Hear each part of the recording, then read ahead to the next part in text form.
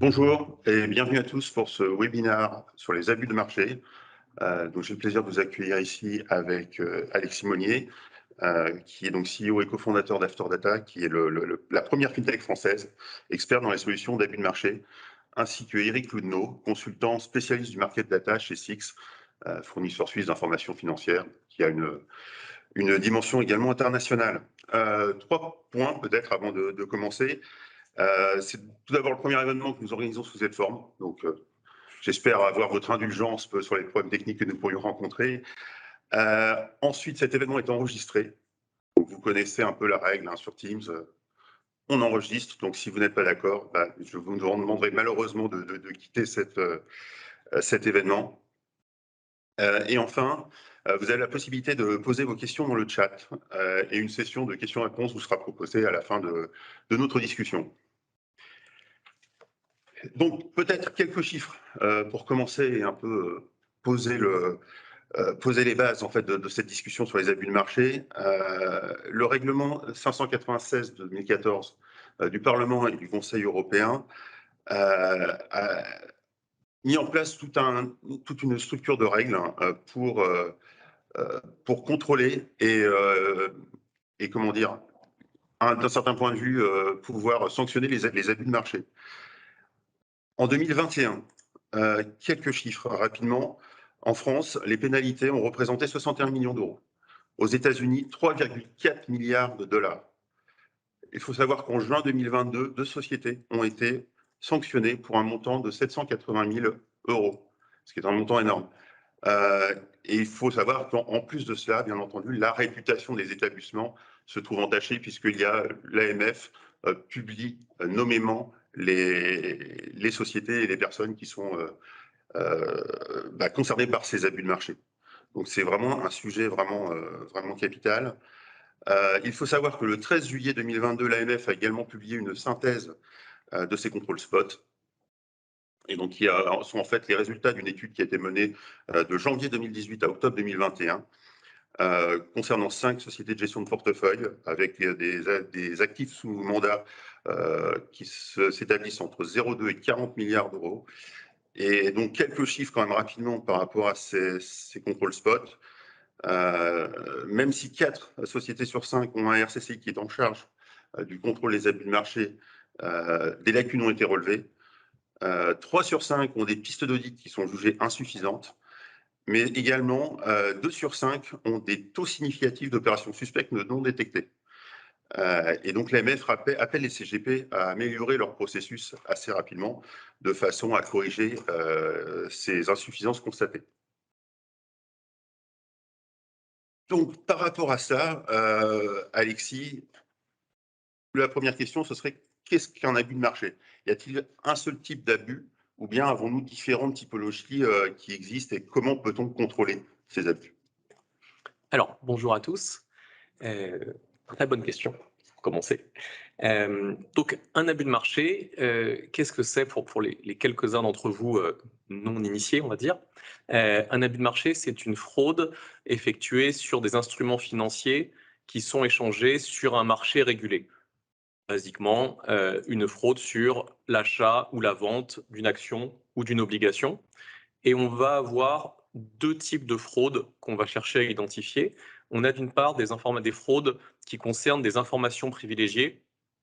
J'ai, de par mon entourage personnel, professionnel, accès à une information sur un événement, le rachat d'une entreprise, une nouvelle importante sur l'évolution de l'entreprise, va avoir un impact sur la cotation de cette entreprise et je vais en profiter avant tout le monde puisque j'ai une information privilégiée. C'est très rentable, mais c'est surtout très interdit.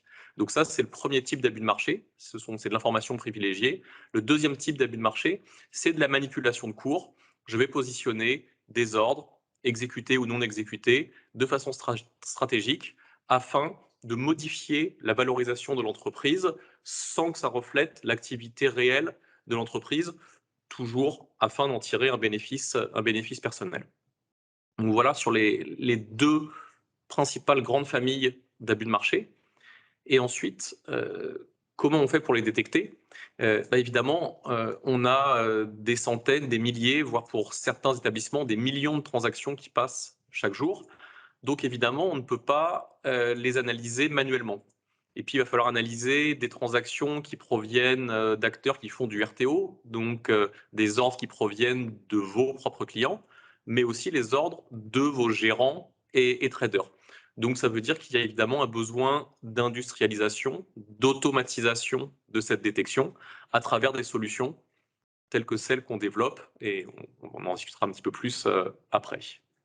Est-ce que j'ai répondu à toutes les questions? Absolument, absolument. Mais du coup, concrètement, comment les organismes financiers peuvent-ils réellement contrôler ces abus? Et donc, vous proposez une solution avec du machine learning. Comment le machine learning permet d'aider, peut-être d'être plus efficace dans ces contrôles? Alors, le contrôle, en effet, c'est la clé de tout parce que tous les établissements financiers qui ont sur leur système d'information un ordre ou une exécution qui va transiter par leur système d'information ont une obligation vis-à-vis du régulateur, l'AMF en France, de détecter un risque d'abus de marché et de le signaler. Et sinon, en effet, on s'expose à de très lourdes sanctions, telles qu'on l'évoquait en introduction. Donc, comment on va faire? On va avoir toute une série de scénarios sur lesquels on va chercher à identifier ces comportements frauduleux. La plus grosse problématique est que quand on définit un scénario avec uniquement quelques règles, j'ai un montant supérieur à temps, avec une plus-value supérieure à temps et une information financière, on arrive moyennement à détecter les abus de marché, mais surtout, on génère un flot incroyable de fausses alertes. C'est-à-dire qu'on va ressortir plein d'alertes sur les transactions qui, en fait, ne sont absolument pas des abus de marché quand on les analyse dans le détail. Et c'est là où on a, nous, une approche singulière. On utilise une technologie exclusive développée par Afterdata qui allie à la fois un concept de micro-segmentation. Ça veut dire la capacité à affiner très précisément les scénarios, les comportements qu'on va vouloir faire ressortir. Et on va allier ça avec du machine learning, c'est-à-dire une technologie basée sur de l'intelligence artificielle qui va tenir compte des habitudes des investisseurs. Est-ce que cet investisseur investit fréquemment un montant supérieur à 50 000 euros? Est-ce qu'il investit fréquemment sur cette typologie d'instrument, sur ce type de place, de façon à faire ressortir des opérations atypiques? Une opération, que ce soit un ordre ou une exécution, qui sort réellement des habitudes, et ça va augmenter le niveau de risque et donc générer des alertes. La finalité de tout ça, c'est générer le plus grand nombre d'alertes sur des abus de marché qui vont être considérés comme avérés par l'analyste, mais tout en limitant absolument drastiquement le nombre de fausses alertes. Et ceux d'entre vous qui travaillent dans ce secteur savent que les fausses alertes, c'est vraiment ce qui pourrit la vie des analystes aujourd'hui. D'accord. Comme vous l'avez dit, effectivement, beaucoup de données à traiter. Mais justement, donc là, je vais me tourner davantage vers Eric. Quelles sont les données qui finalement sont utilisées et comment peut-on s'assurer de collecter la bonne donnée au moment opportun dans le système pour faire les différentes analyses? Alors, bonjour à tous, donc Eric Lenot, donc bonne question. Effectivement, alors on a du coup beaucoup discuté avec Afterdata pour définir quels sont les besoins. Donc il a sorti en fonction des scénarios plusieurs données possibles, donc forcément des données de cours, des données de volume, des carnets d'ordre, et également la possibilité de récupérer ces informations en historique, alors soit un historique end of day par exemple, un cours de clôture, un cours plus bas, un cours plus haut, les volumes de la journée, pour déjà identifier en fonction des scénarios certains schémas. Ça peut être également des intradays, mais par exemple des intradays filtrés. On n'a peut-être pas besoin pour certains scénarios de tous les cours spot, juste un résumé toutes les 10 minutes ou toutes les 5 minutes avec les mêmes informations, plus haut, plus bas sur la période, les cours moyens pondérés et les meilleurs bid-ask ou des choses comme ça vont permettre également d'alimenter ce type de modèle. Et pour d'autres scénarios en question, on a vraiment besoin à une date précise de tous les spots avec toutes les informations de marché sur ces spots. Et après, en fonction, ils vont définir leurs requêtes et interroger notre donnée par ce biais. Comment effectivement le récupérer? Il y a eu plusieurs questions également. On a des outils, un outil de market data massif qui permet de s'abonner à tous les marchés de récupérer tous les cours tick, comme on dit, tick by tick. Et après, ça aurait fait beaucoup d'informations à Afterdata à ingérer, à décoder et après à implémenter pour après, en plus, mettre les alertes, faire ses études sur ces sujets. Il y avait aussi la possibilité de récupérer des fichiers plats, du coup, par différents autres produits, de mettre un fichier d'entrée où ils auraient tous les titres sur lesquels ils voulaient faire une étude et de récupérer la donnée historique ou autre, mais on avait des limites avec la partie intraday et également la nécessité pour certains produits de passer par un intégrateur et autres aurait été peut-être moins souple pour alimenter directement un logiciel. Donc on est vite passé sur une idée plutôt d'API avec notre solution API-ID qui du coup permet cette souplesse déjà d'alimenter des logiciels. C'est souvent utilisé pour alimenter des sites de bourse ou des intranets avec des informations financières sur différents établissements. Et donc l'idée, c'était avec cette API qui fonctionnait avec un système de requête-réponse, une API REST, de pouvoir interroger en fonction des besoins clients. Il y avait la possibilité en plus de gérer les logins et comment dire, les différentes informations demandées par un client d'Afterdata qui ne seraient pas les mêmes que pour un autre ou certains d'accords de marché, qui permet donc du coup de gérer tout ça avec le même système, une souplesse. Je demande une requête. Avec cette même API, je peux demander justement le type de données souhaitées, avec à la fois des historiques, des personnalisations complètes justement de périodes filtrées quand je le souhaite. Et donc, en plus, c'était plutôt facile à intégrer par rapport aux autres solutions. Donc, ça a permis d'avoir une souplesse et d'alimenter en automatique les solutions d'Afterdata. D'accord. Et donc, si je comprends bien, enfin, le sur-mesure est vraiment quelque chose d'essentiel, que ce soit au niveau de la donnée intégrée, mais également au niveau de la mise en place de la solution côté client final. Clairement, quand on parle de détection, on parle de règles de gestion, mais on l'a dit aussi de machine learning. Et le cœur de tout ça, on peut avoir les algorithmes les plus puissants, les scénarios les plus optimisés. Pour que tout ça fonctionne, il faut avoir une donnée de qualité. Sinon, ça ne sert à rien et ça ne marche pas. Donc, pour alimenter une solution et qu'elle soit efficace, un des secrets, ça reste quand même la donnée. Et quand on parle de données, c'est la qualité de la donnée. Ça veut dire être certain qu'on intègre une donnée qui est absolument parfaite. Ça veut dire qu'elle a été travaillée auparavant pour être certain du niveau de qualité et que si à un moment il y a une incohérence quelque part, qu'elle est détectée en amont et qu'en aucun cas elle rentre dans le système. Mais ça fait partie des grandes qualités des données qu'on récupère chez SIX. Par ailleurs, il faut que ce soit cohérent avec le reste des données et les autres données. On va parler de news financières, on va parler de données qui émanent de l'analyse des réseaux sociaux pour avoir des informations, pour voir si on a tout d'un coup des bulles de commentaires négatives ou positives. Et puis, on va travailler sur des données qui proviennent de chez nos clients. On a besoin des ordres et des exécutions. Et ça, évidemment, seuls nos clients peuvent nous les fournir.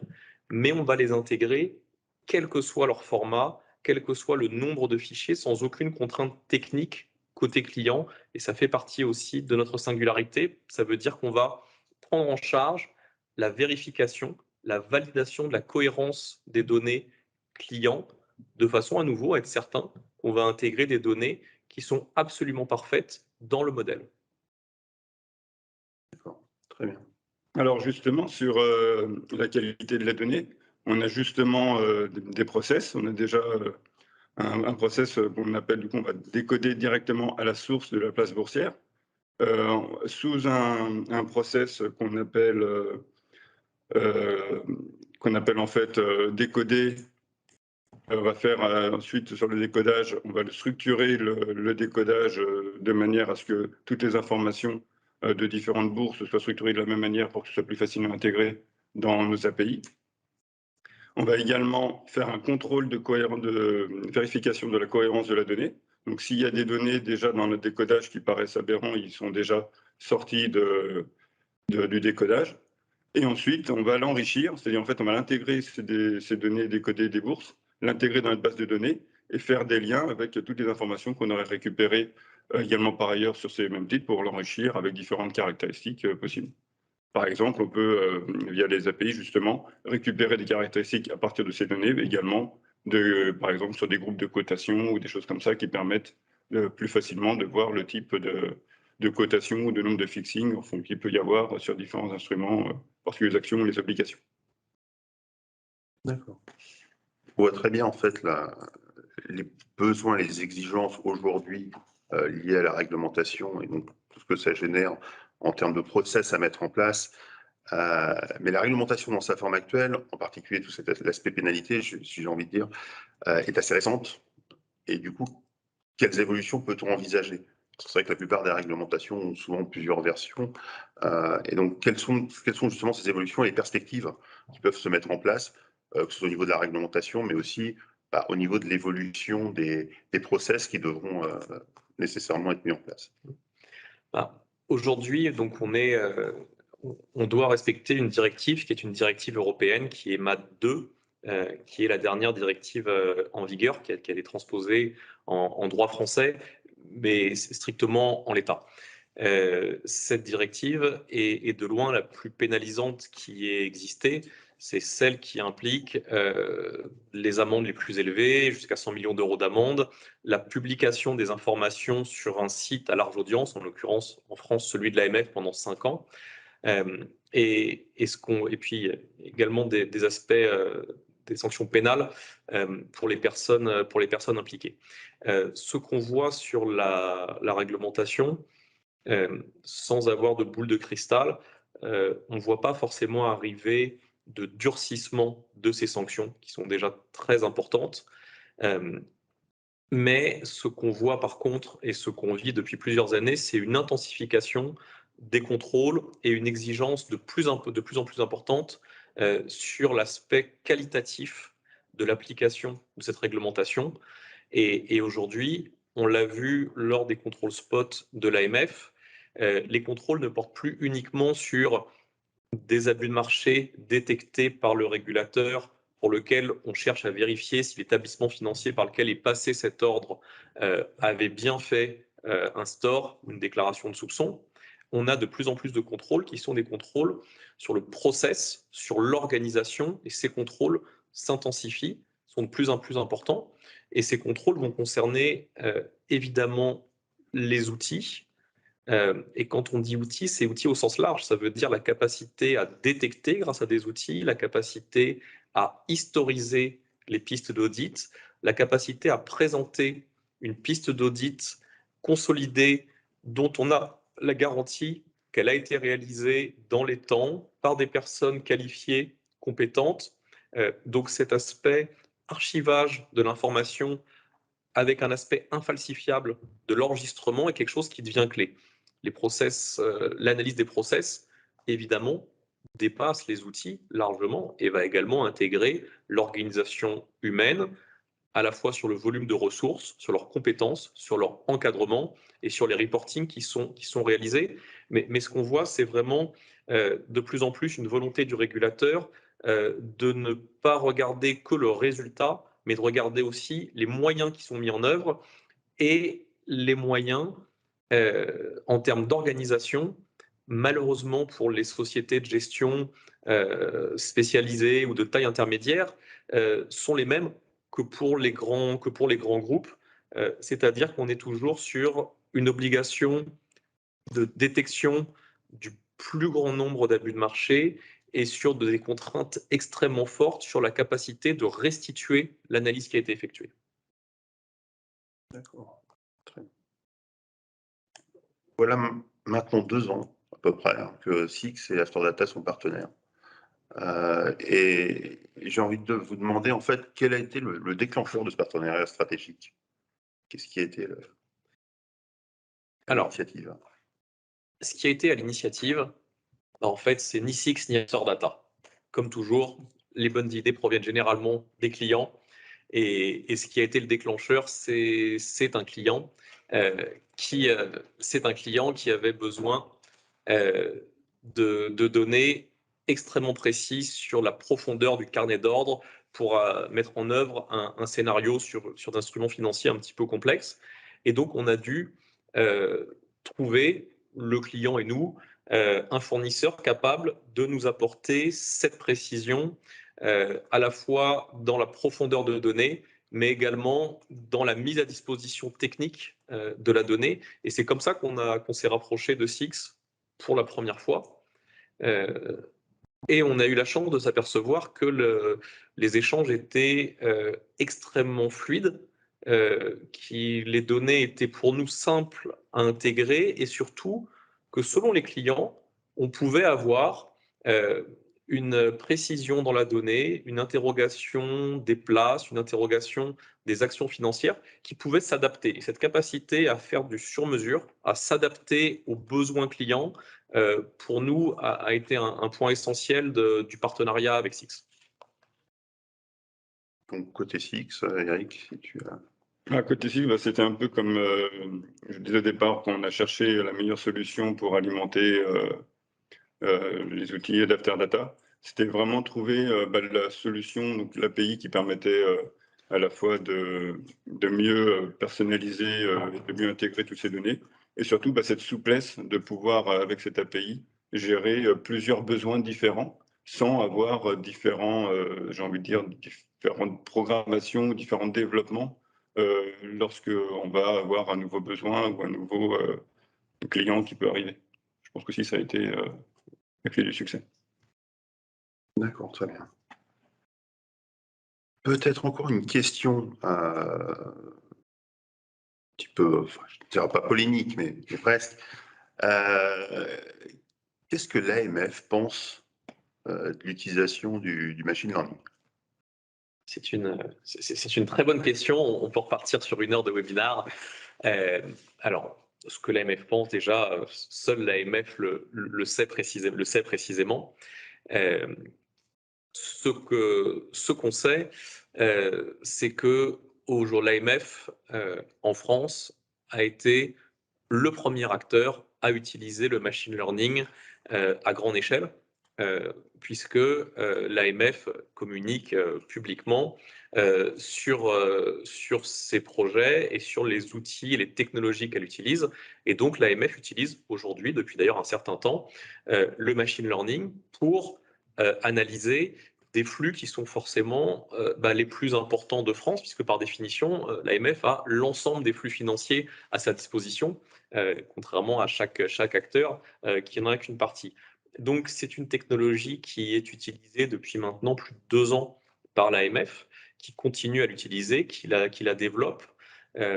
Et même si l'AMF développe ses propres outils, évidemment, After Data développe ses outils en tant qu'éditeur, on utilise les mêmes concepts technologiques et les mêmes briques technologiques avec cette alliance de machine learning. Donc, pour répondre à la question, ce que l'AMF en pense, je ne sais pas. Ce que l'AMF fait, c'est qu'elle l'utilise et qu'elle y trouve vraisemblablement un réel intérêt puisqu'elle continue et investit beaucoup sur cette technologie. D'accord. Et donc, par rapport à la problématique des faux positifs, hein, est-ce que le machine learning est quelque chose qui permet, parce que vous l'aviez évoqué tout à l'heure, hein, que voilà, certaines transactions pouvaient paraître anormales, mais ne l'étaient pas du tout. Et du coup, est-ce que c'est vraiment le machine learning qui est la solution pour éviter ces faux positifs ou... Aujourd'hui, en moyenne, chez nos clients, par rapport aux outils qu'ils utilisaient auparavant, on divise par 2 le nombre de faux positifs. Et ce résultat qui est extrêmement important, on l'obtient grâce à 2 technologies. D'une part, la micro-segmentation, c'est-à-dire qu'on va avoir une capacité à définir extrêmement précisément tous les paramètres d'un comportement frauduleux qu'on veut identifier. Et le fait d'être très précis dans la définition du comportement, on va pouvoir éviter d'embarquer avec des transactions qui n'ont pas de rapport avec le comportement qu'on veut anticiper. Et l'autre aspect, c'est en effet le machine learning qui permet d'identifier des comportements qui, N fois, ont été considérés comme ne relevant pas d'un abus de marché, parce que pour une typologie de clients, sur une typologie d'instruments, ce comportement, en effet, ne correspond pas à un abus de marché. mais peut-être que pour une autre typologie de client, ça va correspondre à l'abus de marché. L'intérêt du machine learning, c'est la capacité d'analyser un très grand nombre de critères et de trouver des similitudes sans qu'elles soient exactement les mêmes. Vous savez, c'est un peu le principe du nuage de points sur lequel vous voyez beaucoup de points qui sont relativement proches, mais pas identiques. Et ça, avec des règles de gestion, le proche mais pas identique, on ne sait pas faire, c'est pas possible. La vertu du machine learning, c'est de trouver des choses qui sont globalement proches, mais sans avoir à définir la centaine de critères qui définissent ce globalement. Donc en effet, le machine learning est extrêmement vertueux pour diminuer les fausses alertes. Et quand il diminue les fausses alertes, ça a deux intérêts essentiels. D'une part, ça veut dire qu'on s'épuise pas on n'épuise pas les ressources avec un grand nombre de fausses alertes, mais surtout, si j'ai un peu moins d'alertes à traiter, je vais bien traiter mes alertes et je ne vais pas prendre le risque de passer à côté d'une alerte qui a été générée à bon escient parce que je vais trop vite, parce que j'ai un trop grand nombre de fausses alertes à traiter et donc je suis obligé d'écluser les stocks parce que j'ai des obligations de délai aussi vis-à-vis du régulateur, mais à travailler trop vite, c'est la double peine pour la banque parce que ça me coûte cher en ressources et je prends le risque de passer à côté d'une alerte générée à bon escient. Et juste pour compléter un tout petit peu, ces bénéfices, on va les voir dans le cas de grands groupes, de grands groupes qui ont des très gros volumes et qui ne peuvent pas se permettre de faire de l'approximation quand on travaille avec des brokers ou des salles de marché. Mais on va les retrouver également sur des sociétés de gestion. On a aujourd'hui parmi nos clients des sociétés de gestion qui ont quelques dizaines d'ordres par jour. Mais qui ont un responsable conformité dont l'activité à but de marché présente 10% de la charge de travail. Et il est tout seul. Donc, il n'a pas le temps non plus de passer une demi-journée à traiter des fausses alertes. Donc, c'est une problématique qu'on retrouve à la fois chez nos clients, parmi ceux qui passent le million de transactions par jour, comme ceux qui ont 10 transactions par jour. Très bien.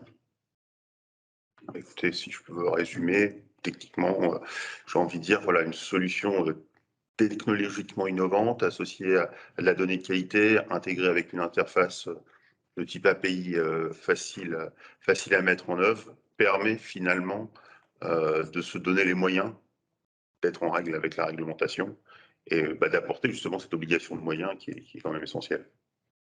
C'est une très bonne, très bonne, on peut résumer comme ça. très bonne conclusion. Très bien. Eh bien, nous allons peut-être passer aux questions. Patrice, si nous avons. Oui, effectivement. Alors, j'ai une question qui porte sur la qualité de l'analyse. En fait, est-ce qu'elle peut être un petit peu trahie par la volumétrie de transactions de gré à gré ou les process de cotation qui seraient des offres uniquement, principalement sur les bonds? Alors, c'est une très bonne question. En fonction des données dont on dispose sur le type d'instrument financier, il est sûr que quand on a une transaction sur un marché régulé avec une cotation permanente sur lequel on a accès au carnet d'ordre, on va avoir plus d'informations et donc on va avoir une capacité plus importante à préciser le résultat de l'analyse et donc à cibler les bonnes transactions. Pour autant, même quand on est sur du gré à gré, on arrive, grâce aux données externes, à compléter ces informations et avoir un niveau de précision qui est quand même important et en tout cas qui va permettre de limiter les faux positifs, notamment le machine learning pallie entre autres des fois au nombre de données financières externes disponibles parce que le machine learning c'est l'analyse du comportement et cette analyse de comportement elle va être différente à chaque fois en fonction des données dont on dispose. Donc, est-ce que c'est un petit peu moins précis? Tout à fait. Maintenant, est-ce qu'on a un niveau de précision qui reste efficient et nettement au-delà de ce qu'on aurait avec des technologies traditionnelles? Oui, clairement.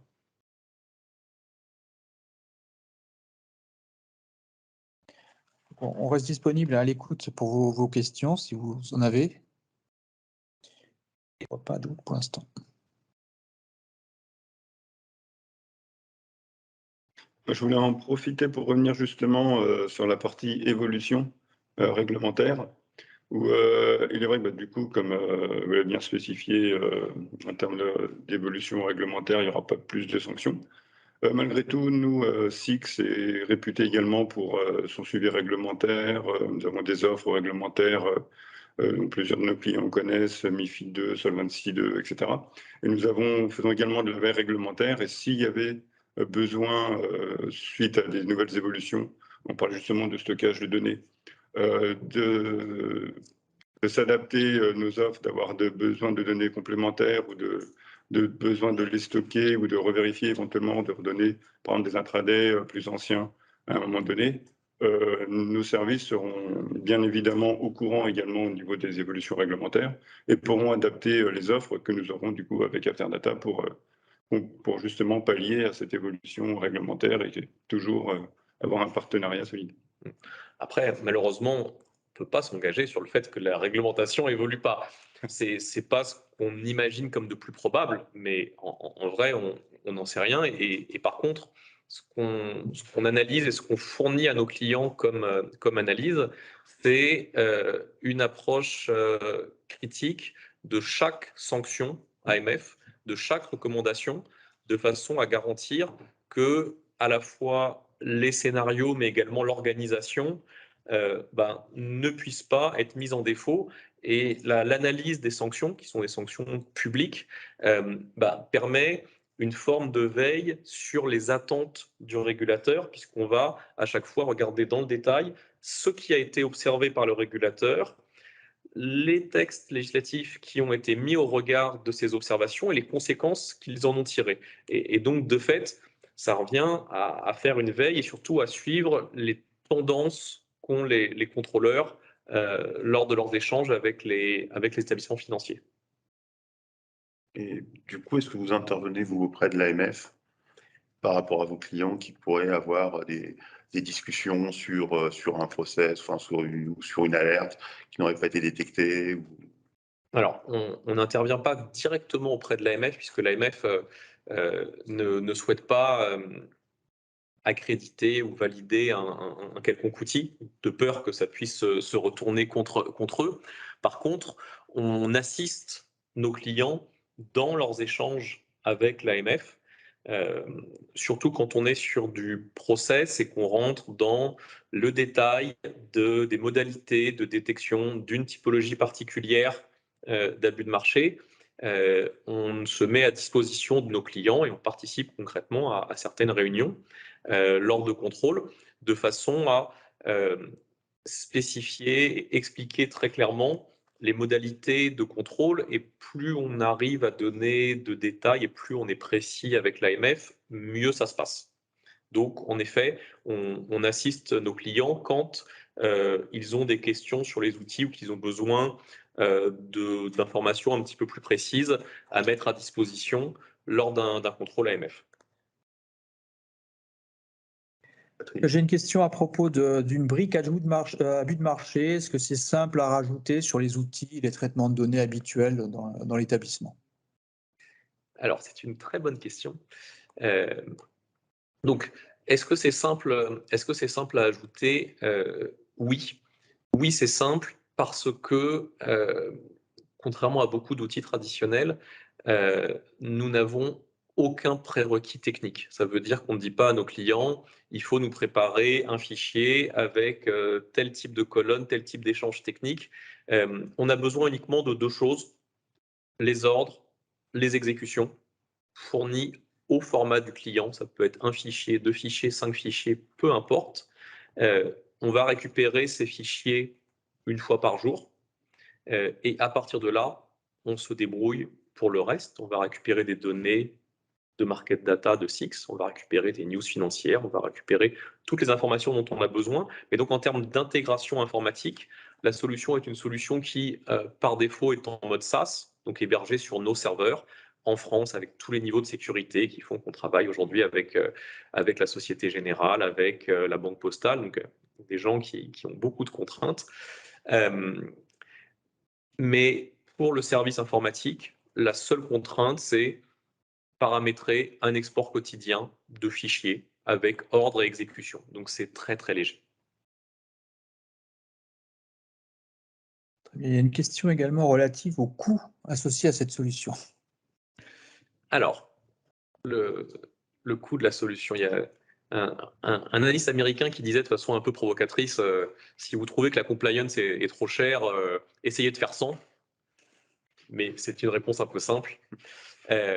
Alors, notre modèle économique est basé sur un coût de mise en œuvre, donc un coût fixe, et un abonnement mensuel. Et ce coût est proportionnel au volume de transactions et proportionnel au nombre de scénarios. Ce qui est intéressant parce que ça veut dire qu'il s'adapte réellement en fait à la valeur ajoutée qu'a la solution pour une entreprise. Si vous voyez passer 1 million de transactions par jour, vous avez un risque important et une probabilité très forte d'avoir des abus de marché qui se trouvent parmi ces transactions. Et donc, vous allez payer un petit peu plus que quelqu'un qui a 10, 50, 100 transactions par jour. Donc, un coût qui s'adapte aux clients. Et au-delà des coûts, on a deux offres. Une offre premium qui s'adresse plutôt aux grands groupes, aux grands établissements. Et on a une offre qu'on appelle AM First, qui est destinée plutôt aux sociétés de gestion ou aux banques privées spécialisées qui ont un volume de transactions moindre, un niveau de risque un petit peu moins élevé sur les sanctions, parce que les sanctions financières sont proportionnelles au montant, mais par contre qui craignent énormément le risque d'image en cas de sanctions et de publication. Et du coup, pour ce type de client, on a une offre particulière dédiée, très simple, prête à l'emploi, avec des coûts adaptés au niveau de valeur ajoutée que procure l'outil. Et du coup, par rebond, est-ce que ça englobe également les coûts de l'intelligence artificielle qui est embarquée dans la solution? Tout à fait, ça fait partie du moteur, du moteur standard. Une autre question un peu plus technique. Les données sont-elles exclusivement reprises sur les marchés MAR ou d'autres marchés de type Asie-US peuvent-ils faire l'objet de rapatriement? Donc, vraiment la couverture en termes de marché. Bonne question côté SIX. Au niveau de la couverture de marché, tous les marchés organisés internationaux sont disponibles dans notre base de données. Donc, on travaille déjà avec des marchés US pour certains clients. Et s'il y a besoin de marchés asiatiques dans un avenir proche pour un besoin spécifique, qui pourrait être récupéré via notre API également dans notre base de données. Et encore plus technique. Alors, est-ce que vous constatez chez les clients de votre solution une augmentation des signaux ou plutôt une diminution des DOS STOR ou l'inverse? Alors, je ne sais pas ce que sont ces acronymes. Déclaration de soupçon et déclaration de soupçon. Ce qu'on constate chez nos clients, c'est une augmentation du nombre de déclarations de soupçon, pas une explosion, mais une augmentation. Si on devait donner un chiffre, on parle de l'ordre de 15-20%, sachant que déclaration de soupçon, c'est pas quelque chose qu'on fait tous les jours, c'est un acte important. Mais en moyenne annualisée, on est de l'ordre de 15-20% de déclarations de soupçon supplémentaires, parce que on arrive à identifier des transactions à risque qui passaient en dessous des mailles du filet. Mais par contre, ce qu'on enregistre surtout, c'est une très forte diminution du nombre de fausses alertes et une augmentation qualitative des pistes d'audit, du travail qui est fait sur les alertes. Et encore une fois, l'aspect qualitatif aujourd'hui est quelque chose qui est suivi de très près et de plus en plus près par le régulateur.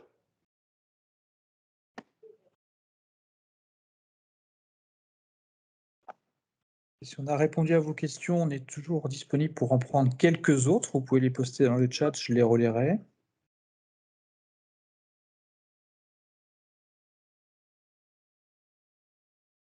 J'avais une question. Avec l'émergence progressive des cryptoactifs, est-ce que cela change un peu l'approche qu'on pourrait avoir des abus de marché sur ce type de marché qui est quand même un peu particulier et un peu spécifique?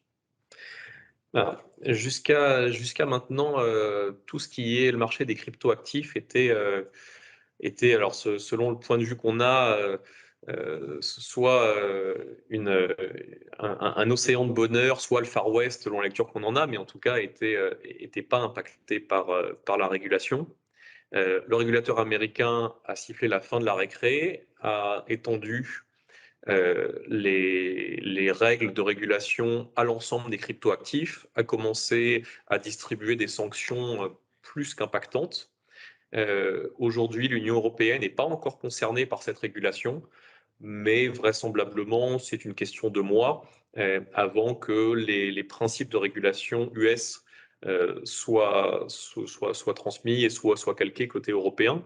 Donc aujourd'hui, l'ensemble des acteurs des cryptoactifs se rapprochent d'outils qui nécessitent une légère adaptation, mais qui est pas si compliqué que ça à mettre en œuvre.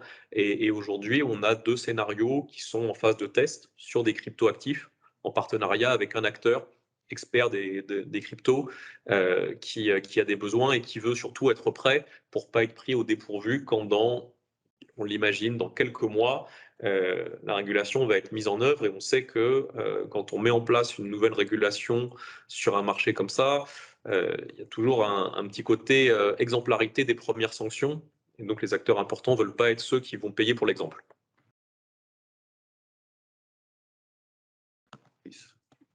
On a fait le tour des questions, je vois. Ah, non. Comment vous outils gèrent-ils les seuils concernant les alertes à gérer? Je ne vous cache pas avoir un petit doute sur la question, mais je vais essayer de répondre pour englober ça. Donc, en effet, quand on définit un scénario, j'ai un scénario, Front-Running News par exemple, donc je veux identifier quelqu'un dont je suspecterais qu'il ait eu une information privilégiée et donc qu'il en ait bénéficié. Pour définir un scénario, on va avoir un certain nombre de seuils, une transaction supérieure à X euros. On a d'autres scénarios sur lesquels on va regarder la concentration au fixing, on va regarder le délai avant la clôture, on va regarder l'impact d'un ordre sur la cotation au fixing, et ainsi de suite. Donc tout ça, c'est basé sur à chaque fois des formules avec des seuils. Et donc en effet, ces seuils sont la base du paramétrage des scénarios. Maintenant, ces seuils ils vont pouvoir être conditionnés à des typologies, des classes de cotation. Ça, c'est très classique. Mais on peut les conditionner aussi au type de client, au type d'instrument, aux places de cotation, au volume, à l'historique de l'activité de l'investisseur. Donc, on a une gestion variable de ces seuils et surtout, on va pouvoir avoir des seuils conditionnels, ce qui va permettre, encore une fois, de se rapprocher très fortement du comportement que je cherche à identifier et limiter les transactions qui sortiraient en alerte parce qu'elles se font emmener par des règles trop généralistes. Dans le même esprit, une question sur où s'arrête dans la solution en fait le type d'alerte à déclarer. Alors, l'objet d'un outil tel que le nôtre, concrètement, c'est d'analyser, par exemple, les 100 000 ordres qui vont être passés sur une journée, et sur ces 100 000 ordres, de ressortir les 20 qui présentent un risque important, et sur ces 20, faire en sorte que ce soit 20 qui aient réellement un risque, et pas 3 qui aient un risque et 17 dont on se demande pourquoi elles sont arrivées. Donc sur ces 20, on va identifier un risque. La suite, est-ce que j'escalade à mon niveau N+1? Est-ce que je fais un store ou une déclaration de soupçon auprès du régulateur? Ça va être le choix de l'analyste, de sa hiérarchie. Donc l'outil va être un outil d'aide à la décision qui va donner un grand nombre d'informations pour que l'analyste et sa hiérarchie puissent réaliser une piste d'audit réellement argumentée, fondée sur des événements factuels qui sont sauvegardés dans l'outil. Mais après, le choix de la suite à donner à l'alerte, ça reste évidemment le libre choix de l'analyste et de l'équipe conformité. Et l'outil ne fait pas d'ingérence sur les suites à donner à l'outil, sur les suites à donner à l'alerte, pardon. Okay. Une question sur la livre sterling. Est-ce que les devises sont intégrées en fait dans la solution? L'actualité de la livre sterling inquiète. Alors, tout à fait. On a des clients qui travaillent sur plus de 15 devises simultanément. Donc, on est obligé de gérer le multidevise dès qu'on a des clients internationaux, c'est un prérequis.